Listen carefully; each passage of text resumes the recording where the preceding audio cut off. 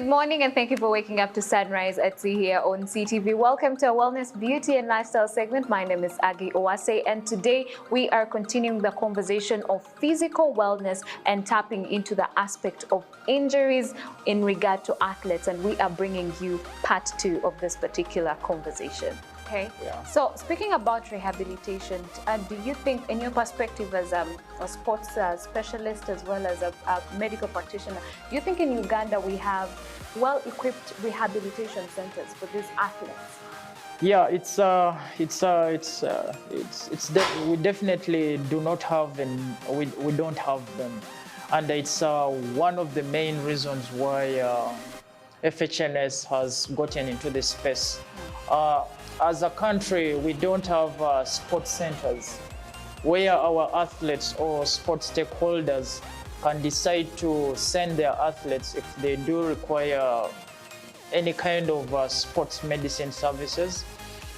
And in most cases, what is done is athletes go to clinics, but they're just prescribed pain medication. Those are anti-inflammatories.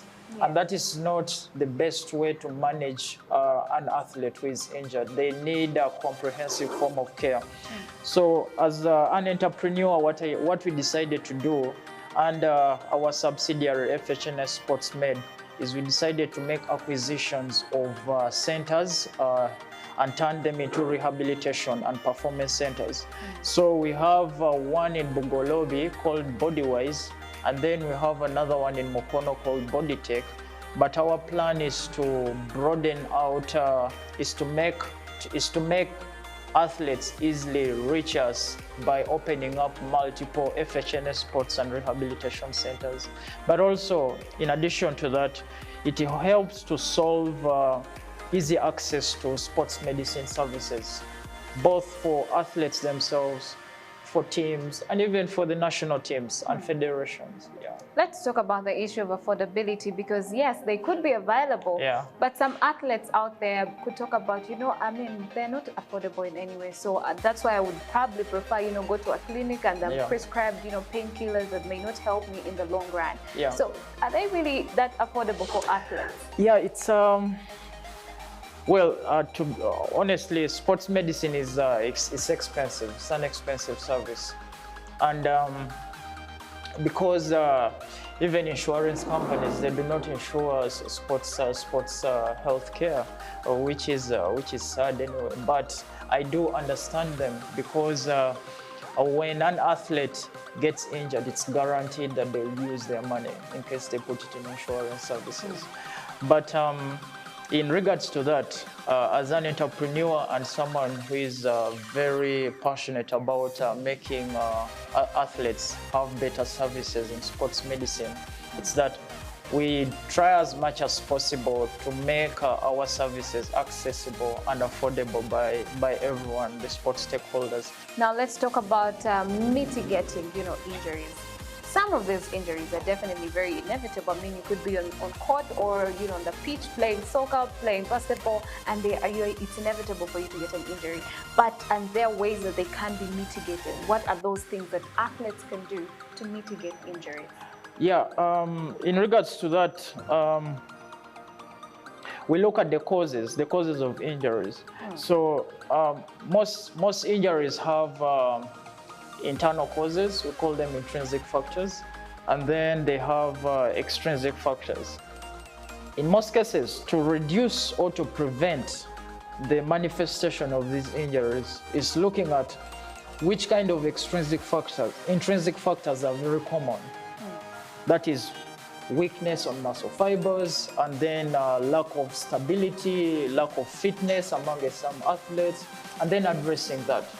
Now, addressing that could be accessing sports centers where athletes can do S&C, strength and conditioning, where they can do injury rehabilitation protocols. Because there are some injury rehabilitation protocols like balance and awareness training. We call it proprioception, which is very important even for the girl child, involved in sports. And then now, from that, we have the intrinsic factors. Now, to reduce injuries, sometimes intrinsic factors cannot be dealt away with. Like our surfaces we have in African sports. We play basketball on tarmac, right? And then it's hard to do away with such courts. It's where we play from. And then in most cases you find athletes have like one shoe that they use for training. Just a few, during our clinic last week, an athlete presented with a foot injury, but when we were going through his history, he had one shoe and yet he was running 120 kilometers per week. So if you're a long distance runner and then you have one shoe which you've used for 3 years and you're running 120 kilometers per week, definitely the sole of your shoe will wear out. And then those ground reaction forces will keep coming into your foot and hurt you. But there are a number of now, extrinsic factors like shoes can be dealt with by maybe having multiple shoes, which can also help deal with extrinsic factors that can't be eliminated, like a hard surface.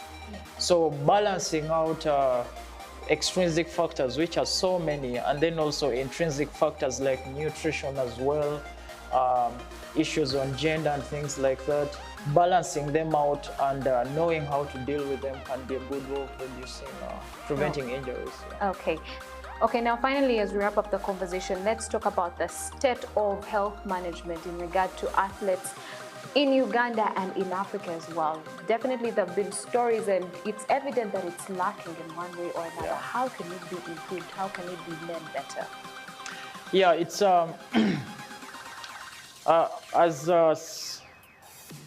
as a business person, I believe, or an entrepreneur who is looking at doing something good, I believe everything takes time. And we just need to be patient and do things right. And but also, I've had the opportunity to travel around Africa and see how different countries operate. The problems that FHNS is solving here, these are the problems that we are working on in solving in different countries, like Central African Republic. There are the problems that we are striving so hard to solve in Tanzania, in Kenya, in Rwanda, in Burundi, in Ivory Coast, in Ghana, in Mali. So there has to be some kind of collectivization in sports stakeholders, understanding the need for health as a fundamental truth to sports development. Yes. By a fundamental truth, I mean to actually sustainable sports development. If sports development is to be sustainable, health has to play a part.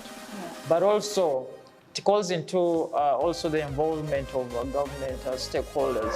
Here in Uganda, I'm proud to have involved a number of government stakeholders, like the General Secretary for the National Council of Sports is known about our work. Members of the University Sports Council, that is Madame Penina Kabenge. She's the Vice President for the Federation of International Sports Association. It's called FISU. It's mostly in French, but it's in charge of world university sports.